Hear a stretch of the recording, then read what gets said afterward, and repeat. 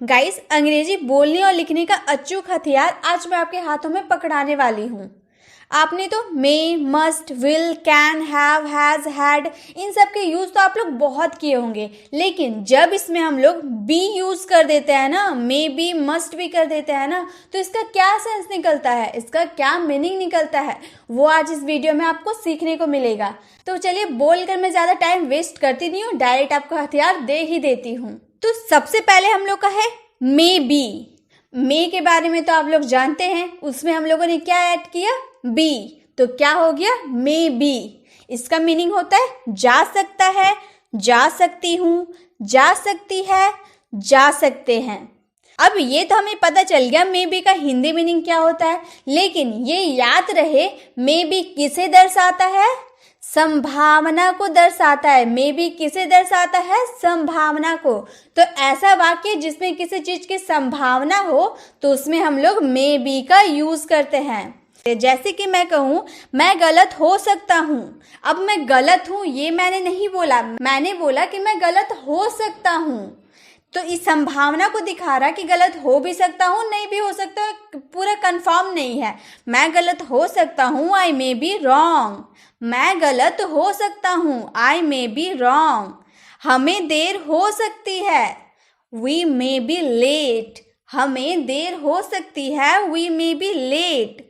Petrol की कीमत में बढ़ोतरी की जा सकती है, the petrol price may be hiked.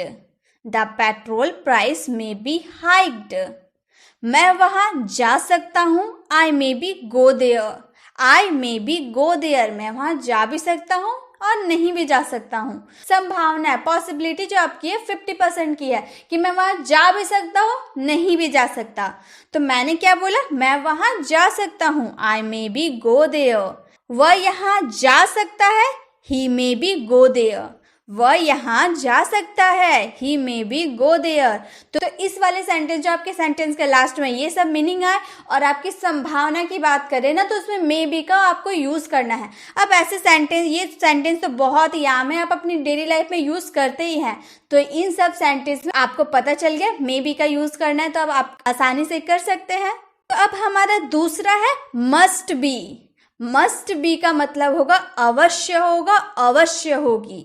Must be का मतलब अवश्य होगा या अवश्य होगी। जैसे वह अवश्य घर पर होगा, या फिर आप बोल सकते हैं वह जरूर घर पर होगा।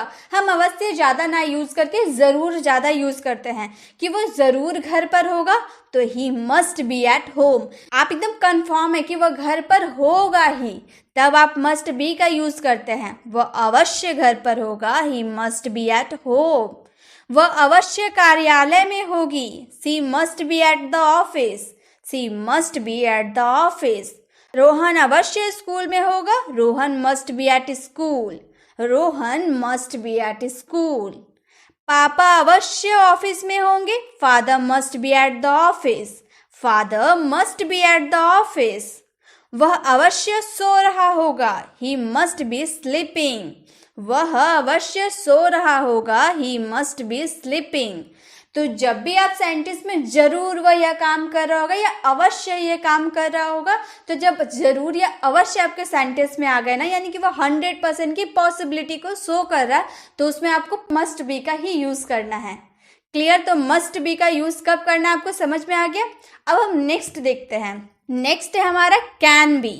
इसका हिंदी मीनिंग होता है जा सकता है, जा सकती हूँ, जा सकती है, जा सकते हैं। ये आपके जाने की बात नहीं हो रही है। ये वाक्य में जब आप कहते हैं ना ये किया जा सकता है, वो किया जा सकता है, इसे नष्ट किया जा सकता है, वगैरह वगैरह, तो इस तरह के वाक्य में आपको कैन बी का यूज करना होता है। जैसे कि मैंने कहा आपको गिरफ्तार किया जा सकता है। आप मूवी वगैरह में देखते हैं ना कि बहुत सारे सीन में ऐसा होता है जो पुलिस आके बोलता है कि आपको गिरफ्तार किया जा सकता है, तो you can be arrested. You can be arrested. आपको गिरफ्तार किया जा सकता है। उन्हें हराया जा सकता है, they can be defeated. They can be defeated. उन्हें हराया जा सकता है। इसे नष्ट किया जा सकता है, इट कैन बी डिस्ट्रॉयड। इसे नष्ट किया जा सकता है, इट कैन बी डिस्ट्रॉयड। उसे मारा जा सकता है, he can be killed, he can be killed, उसे मारा जा सकता है। इसे फंसाया जा सकता है, he can be framed, he can be framed, उसे फंसाया जा सकता है। अब है हमारा will be। अब will के बारे में तो आप लोग जानते हैं कि will हम फ्यूचर के लिए यूज करते हैं, ये आप लोगों तो बहुत अच्छी तरह से जानते होंगे। लेकिन आज हम लोग क्या सीखने वाले हैं, will में be को ऐड कर देने वाले हैं। तो उसका क्या सेंस निकलेगा, होगा, होगी, होंगे, होंगा। जैसे कि हम कहे वे घर पर होंगे, वे घर पर होंगे, they will be at home, वे घर पर होंगे, they will be at home. मुझे खुशी होगी। अब ये कितना आम सा वाक्य है, आप अपनी डेली लाइफ में बहुत बार यूज किए हो। मुझे यह सुनकर बहुत खुशी मिली, तो मुझे खुशी मिली आप लोगों ने बहुत बार यूज किया होगा। कितना आम सा वाक्य है। तो इसके लिए हम क्या बोलेंगे, I will be happy, I will be happy, मुझे खुशी होगी, आई विल बी हैप्पी। वह जा रहा होगा, ही विल बी गोइंग, वह जा रहा होगा, ही विल बी गोइंग। तुम आ रहे होगे, यू विल बी कमिंग, तुम आ रहे होगे, यू विल बी कमिंग। माँ घर पर होगी, mom will be at home, माँ घर पर होगी, mom will be at home. तो विल बी का यूज कहाँ करना है आपको समझ में आ गया। अब है हमारा शुड बी। इसका क्या सेंस निकलता है, शुड का मतलब तो आपको पता है। शुड का मतलब होता है किसी को एडवाइस देना या लेना, चाहिए, आपको ये काम करना चाहिए, आपको वो काम करना चाहिए। एडवाइस देने या लेने में हम शुड का यूज करते हैं। लेकिन अब क्या करने वाले हैं, शुड में हम लोग बी को भी घुसा देंगे। तो शुड में बी को जब हम लोग घुसा दिए तो क्या हो गया, होना चाहिए, चाहिए ना होकर होना चाहिए हो गया। जैसे उसे घर पर होना चाहिए, हम बोल रहे हैं ना कि उसे घर पर होना चाहिए। He should be at home, he should be at home. ये आप लोग भी अपनी डेली लाइफ में बहुत यूज करते होंगे। उसके भाई को घर पर होना चाहिए, राम को घर पे होना चाहिए, रोहन को घर पे होना चाहिए। तो उसे घर पर होना चाहिए बोल रहे हैं ना, तो शुड बी का यूज करना है। हमें विनम्र होना चाहिए, we should be polite, we should be polite. उन्हें दयालु होना चाहिए, दे शुड बी काइंड, उन्हें दयालु होना चाहिए, दे शुड बी काइंड। आपको वहाँ होना चाहिए, यू शुड बी देयर, आपको वहाँ होना चाहिए, यू शुड बी देयर। मुझे स्कूल में होना चाहिए, I should be at school, मुझे स्कूल में होना चाहिए, I should be at school. तो शुड बी का यूज कब करना है, जब आपके सेंटेंस में होना चाहिए आएगा ना, तब आपको उसमें शुड बी का यूज करना है। अब आ गया माइट बी, शायद, जा सकता है। माइट में ना ऐसे सेंटेंसेस आते हैं ना जिसकी संभावना बहुत ही ज्यादा कम होती है, बहुत ज्यादा कम होती है। जैसे मैं शायद गलत हो सकता हूँ। अब मैंने ये तो नहीं कहा ना कि मैं गलत हूँ, हम बोल रहे हैं मैं शायद गलत हो सकता हूँ, तो बोलेंगे आई माइट बी रॉन्ग, मैं शायद गलत हो सकता हूँ, आई माइट बी रॉन्ग। वह शायद व्यस्त हो सकती है, शी माइट बी बिजी, वह शायद व्यस्त हो सकती है, शी माइट बी बिजी।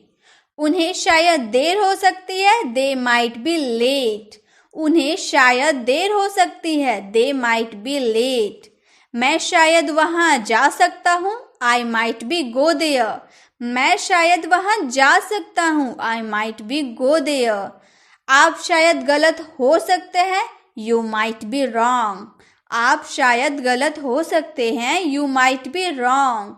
तो माइट बी का यूज कब करना है, जब आपको सेंटेंस में शायद यूज करना हो ना, कि शायद वह यहाँ आ सकता है, शायद मैं वहाँ जा सकता हूँ, शायद वह सो रहा होगा, शायद वह खा रहा होगा, तो शायद बोल रहा है ना, तो उस वाले सेंटेंस में मतलब पॉसिबिलिटी बहुत ही लेस होती है, इसीलिए इसमें माइट बी का यूज करना है। क्लियर। अब है would be. Would be means रहे होंगे, रहे होगे, रही होगी, रहा होगा। जैसे वह आ रहा होगा, हम प्रेजेंट में है अभी, और फ्यूचर की बात करें कि वह इस समय, जिस समय हम बोल रहे हैं उस समय वह आ रहा होगा, तो हम बोलेंगे ही वुड बी कमिंग, वह आ रहा होगा, ही वुड बी कमिंग। वह खा रही होगी, आपको पता नहीं वह खा रही है। आप मान लीजिए आप अपने फ्रेंड के साथ बाहर घूमने के लिए आए हैं, रात के 10 बज रहे हैं, आपके फ्रेंड ने आपसे पूछा कि आपका भाई क्या कर रहा होगा, तो आपने उसे जवाब दिया कि वह खा रहा होगा, क्योंकि रात को 10 बजे वह खाता है, तो आपने बोला कि वह खा रहा होगा। इस समय जब आप बोल रहे हैं ना अपने फ्रेंड को, उस समय वह खा रहा होगा, तो प्रेजेंट में खड़े होकर आप फ्यूचर की बात कर दिए। तो इस समय आपको वुड का यूज करना है। She would be eating. वह खा रही होगी, she would be eating. वे लोग पढ़ रहे होंगे, they would be studying. They would be studying. वे लोग पढ़ रहे होंगे। वह जा रहा होगा, he would be going. वह जा रहा होगा, he would be going. वह खेल रहा होगा, he would be playing. वह खेल रहा होगा, he would be playing. अगर आप वुड के बारे में और भी जानकारी चाहते हैं कि वुड का यूज कब करते हैं, वुड हैव का कब करते हैं, वुड हैव हैड का कब करते हैं, तो इस तरह के वर्ड के बारे में और जानने के लिए डिस्क्रिप्शन में दिए हुए लिंक पे जरूर क्लिक करें और डायरेक्ट मॉडल वाली वीडियो में चल जाए और वुड के बारे में और भी जानकारी आप प्राप्त कर लें। अब है हमारा हैव टू बी, बनना है। हैव टू बी की बात करें तो उसका रूल को भी तो जानना होगा। हैव टू बी हम किसमें यूज करेंगे? आई, यू, वी और दे, इसी के साथ बस हैव टू बी का यूज होगा, बाकी सबके साथ नहीं होगा। जैसे मैंने कहा मुझे इंजीनियर बनना है बोल रहा है ना, हैव टू बी का मतलब भी तो बनना है, तो मुझे इंजीनियर बनना है, I have to be an engineer. मुझे इंजीनियर बनना है, I have to be an engineer. मुझे यूपीएससी टॉपर बनना है, I have to be a UPSC topper. हमें अच्छा नागरिक बनना है, we have to good citizens. We have to good citizens. आपको ईमानदार बनना है, you have to be honest. आपको ईमानदार बनना है, you have to honest, you have to be honest. उन्हें डॉक्टर बनना है, they have to be a doctor. उन्हें डॉक्टर बनना है, they have to be a doctor. तो हैव टू का यूज आपको आई, यू, वी और दे के साथ करना है और इसका हिंदी मीनिंग होगा बनना है। अब हैव टू की तो बात हम लोग कर लिए, लेकिन अगर हैज टू बी की बात ना करें तो बड़ा नाइंसाफी होगा। हैज टू बी को तो जानना पड़ेगा। तो हैज टू बी का मतलब भी होता है बनना है, लेकिन ये किसके साथ यूज होगा? ही, शी, इट और किसी नेम के साथ। लड़का का भी नाम हो सकता है, लड़की का भी नाम हो सकता है, यानी कि थर्ड पर्सन सिंगुलर के साथ हैज टू बी का यूज करना है। जैसे उसे इंजीनियर बनना है, हम बोल रहे उसे इंजीनियर बनना है, तो he has to be an engineer. He has to be an engineer. उसे यूपीएससी टॉपर बनना है, she has to be a UPSC topper. She has to be a UPSC topper. Rohan को एक्टर बनना है, Rohan has to be an actor. Rohan को actor बनना है, Rohan has to be an actor. Ram को एक अच्छा आदमी बनना है, Ram has to be a good man. Ram को एक अच्छा आदमी बनना है, Ram has to be a good man. उसे डॉक्टर बनना है, she has to be a doctor. उसे डॉक्टर बनना है, या फिर सीता को डॉक्टर बनना है तो Sita has to be a doctor. तो आप किसी भी नाम के साथ हैज टू बी का यूज कीजिएगा। क्लियर? इसी तरह के आप अपने भी सेंटेंस बना सकते हैं कि सीता को नर्स बनना है, उसे गायक बनना है, उसे डांसर बनना है। तो बहुत सारे सेंटेंस ऐसे होते हैं जो हम बहुत यूज करते हैं अपनी डेली लाइफ में कि उसे ये बनना है, उसे ये बनना है। तो अब अगर आप थर्ड पर्सन सिंगुलर की बात करें तो उसमें हैज टू बी का यूज करना है, बाकी जो बच रहा उसके साथ हैव टू बी का यूज करना है। अब इसके बारे में तो हम लोग जान गए। अब ये तो प्रेजेंट के लिए यूज किए, जब हम है बोल रहे हैं ना कि प्रेजेंट में मुझे ये बनना है, लेकिन जब पास्ट की बात करने कि मुझे बनना था तो क्या यूज करेंगे वो देखते हैं। हैड टू बी, बनना था। अभी मैंने बोला पास्ट में बनना था, उसके लिए क्या यूज करेंगे? Had to be. जैसे मैंने कहा मुझे एक अभिनेता बनना था, पास्ट में बनना था, मुझे एक अभिनेता बनना था, I had to be an actor. I had to be an actor. उसे डॉक्टर बनना था, she had to be a doctor. उसे डॉक्टर बनना था, she had to be a doctor. मुझे क्रिकेटर बनना था, they had to be cricketers. अब ये ध्यान दीजिए, हैड टू बी आप सभी के साथ यूज कर सकते हैं, चाहे वो आपका थर्ड पर्सन सिंगुलर हो या फिर थर्ड पर्सन सिंगुलर ना हो, सभी सब्जेक्ट के साथ आपको हैड टू बी का यूज करना है। यहाँ पे मैंने कोई रूल नहीं लिखा है कि इसके साथ यूज करना है या उसके साथ यूज करना है, नहीं लिखा है, मतलब आप सभी के साथ इसका यूज कर सकते हैं। देखिए हम लोगों ने आई के साथ भी यूज किया, सी के साथ भी यूज किया, दे के साथ भी यूज किया, यू के साथ भी यूज किया, उसी तरह से आप वी के साथ भी यूज कर सकते हैं, ही के साथ भी यूज कर सकते हैं, तो हैड टू बी का सभी के साथ यूज कर सकते हैं। मुझे ईमानदार बनना था, I had to be honest. मुझे ईमानदार बनना था, I had to be honest, मतलब मुझे ईमानदार बनना था लेकिन मैं बन नहीं पाया, मैं बेईमान हो गया, यही तो कहने का मतलब है। आपको टॉपर बनना था, you had to be a topper. आपको टॉपर बनना था, you had to be a topper. तो हैड टू बी का भी यूज हम लोग जान गए। अब नेक्स्ट यूज को जानते हैं। अब है यूज्ड टू बी। इसका यूज आप ध्यान से सुने। हुआ करता था बोल दिए ना, यानी कि पास्ट में मैं वो हुआ करता था। जैसे मैंने कहा वह एक अभिनेता हुआ करते थे। मैंने यूज्ड टू के बारे में आपको बताया था, रिपीटेड एक्शन ऑफ पास्ट। जब आप पास्ट में कोई काम करते थे ना हैबिट के तौर पे, जैसे वह एक अभिनेता हुआ करते थे, मतलब पास्ट में वो हुआ करते थे, तो इस वाले सेंस में आप यूज्ड टू बी का यूज करेंगे। जैसे he used to be an actor, वो एक अभिनेता हुआ करते थे, he used to be an actor. Rohan गरीब हुआ करता था। रोहन पहले गरीब हुआ करता था, अब शायद अमीर हो गया होगा, तो रोहन गरीब हुआ करता था, Rohan used to be poor. हम राजनेता हुआ करते थे, we used to be politicians. We used to be politicians. तुम शिक्षक हुआ करते थे, you used to be a teacher. You used to be a teacher. वे खिलाड़ी हुआ करते थे, they used to be a players. They used to be a players. तो यूज्ड टू बी जब आप पास्ट में कोई काम किया करते थे ना, मैं बचपन में खेला करता था, मैं उससे बात किया करता था, जो आप काम पास्ट में किया करते थे ना, तो उस समय आपको यूज्ड टू बी का यूज करना है। क्लियर? अब आगे देखते हैं। अब है कुड बी।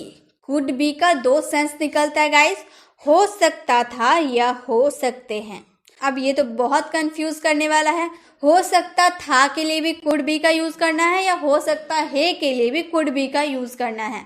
जैसे मैंने कहा वह अस्पताल में हो सकता है, आप श्योर है कि वो अस्पताल में हो सकता है, हाई पॉसिबिलिटी को ये शो कर रहा है, वह अस्पताल में हो सकता है। He could be in the hospital, वह अस्पताल में हो सकता है। मैंने कहा वो वहाँ हो सकती है, संभावना 100% है कि वो वहाँ हो सकती है, तो बोलेंगे she could be there. She could be there. अब पास्ट की बात हो सकता था के लिए भी तो हम लोग कुड बी का यूज कर सकते हैं। जैसे वह अभी घर पर हो सकता था, आप अपने फ्रेंड के घर गए अपने फ्रेंड से मिलने के लिए, लेकिन वो नहीं था, तो आप बोल रहे कि वह अभी घर पर हो सकता था लेकिन वो है नहीं। वो उस समय घर पर हो सकता था क्योंकि आप पहले उसके घर गए थे तो वो उसी समय अपने घर पे था, लेकिन जब दूसरी टाइम आप अपने फ्रेंड के घर गए तो वो वहाँ नहीं था, तो आपने अपने मन में सोचा या किसी से बोला कि वह अभी घर पर हो सकता था लेकिन वह नहीं है, तो वह अभी घर पे हो सकता था के लिए बोलेंगे he could be at the home right now. He could be at the home right now. वह खतरनाक हो सकता है खतरनाक। इट कुड बी रिस्की, वह खतरनाक हो सकता है, इट कुड बी रिस्की। तो कुड बी का यूज तो हम लोग जान गए। हो सकता है के लिए भी, हो सकता था के लिए भी हम कुड बी का यूज करेंगे। अब मैंने तो इन सारे वर्ड्स के बारे में आपको बता दिया, आई होप आपको समझ में भी आया होगा। अगर नहीं समझ में आया तो आप फिर से देख लीजिए। ये जो वर्ड है ना, ये बहुत ही ज़्यादा इंपॉर्टेंट होता है, इन्हें हमें याद करना ही होता है। उतने हार्ड भी वर्ड नहीं है, बहुत ही ईजी है, बहुत ईजी सेंटेंसेस में यूज़ होता है, बहुत ही अच्छे तरीके से होता है। आपको मैंने बहुत ही ईजी लैंग्वेज में आपको ये समझा दिया। अब आपका काम क्या है, मैं अभी जो होमवर्क दूंगी उसका आंसर आपको मुझे कमेंट बॉक्स में करना है। अब वो होमवर्क क्या है वो मैं आपको बता देती हूँ। वह अवश्य घर पर हो सकता है, पापा घर पर होंगे।